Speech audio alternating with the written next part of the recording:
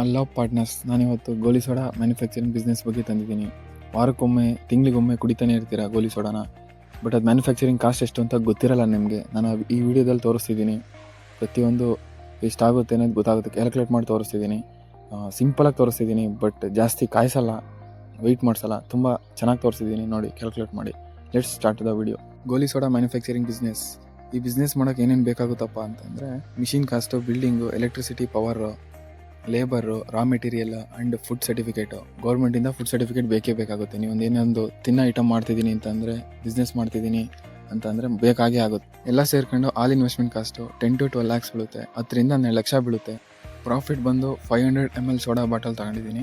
One ಡೇಗೆ manufacture ಆಗೋದು 500 bottles manufacture ಆಗುತ್ತೆ. ಪರ್ ಬಾಟಲಿಗೆ 18 rupees ಬೀಳುತ್ತೆ. ಒನ್ ಡೇಗೆ ಕ್ಯಾಲ್ಕುಲೇಟ್ ಮಾಡೋದಾದ್ರೆ 9,000 ಪರ್ ಡೇ. ನೋಡಿ ಪಾರ್ಟ್ನರ್ಸ್, ಆರಾಮ ಮಾಡ್ಬೋದು. ಇನ್ಕಮ್ ಬರ್ತಿರೋದೇ 9,000 ಪರ್ ಡೇ ಬರ್ತಿದೆ. ಎವ್ರಿ ಮಂತ್ ಕ್ಯಾಲ್ಕುಲೇಟ್ ಮಾಡೋದಾದ್ರೆ 2.7 lakhs, 2,70,000 ಬರ್ತಿದೆ ಇನ್ಕಮ್ಮು. ನೋಡಿ, ಈ ಬಿಸ್ನೆಸ್ ಮಾಡ್ಬೋದು ಆರಾಮಾಗಿ, ಗೋಲಿ ಸೋಡಾ ಮ್ಯಾನುಫ್ಯಾಕ್ಚರಿಂಗ್ ಬಿಸ್ನೆಸ್ಸು. ಬಟ್ ಏನಪ್ಪ ಮೈನ್ ಇಂಪಾರ್ಟೆಂಟ್ ಅಂತಂದರೆ, ಫುಡ್ ಸರ್ಟಿಫಿಕೇಟ್ ತಗೊಳ್ಳಿ, ಗೌರ್ಮೆಂಟಿಂದ ಅಪ್ರೂವಲ್ ಮಾಡಿಸ್ಕೊಳ್ಳಿ. ಅದಾದಮೇಲೆ ಜಾಗ ಇದು ಮಾಡ್ಕೊಳ್ಳಿ. ಮಿಷಿನ್ ಕಾಸ್ಟ್ ಬಂದು ನೀವು ಸ್ಪಾಟಿಗೆ ಹೋಗಿ ತೊಗೊಬೇಕಾಗುತ್ತೆ. ಮಿಷಿನ್ ಕಾಸ್ಟ್ ಎಷ್ಟಿದೆ ಏನು ಅಂತ ಅಲ್ಲೇ ಹೋಗಿ ಮಾತಾಡ್ಕೊಂಡು ತೊಗೊಂಬರ್ಬೇಕಾಗುತ್ತೆ. ಬಟ್ ಮಾಡಿ. ವಿಡಿಯೋ ಇಷ್ಟ ಆದರೆ ಲೈಕ್ ಮಾಡಿ, ಶೇರ್ ಮಾಡಿ, ಸಬ್ಸ್ಕ್ರೈಬ್ ಮಾಡಿ. Thank you.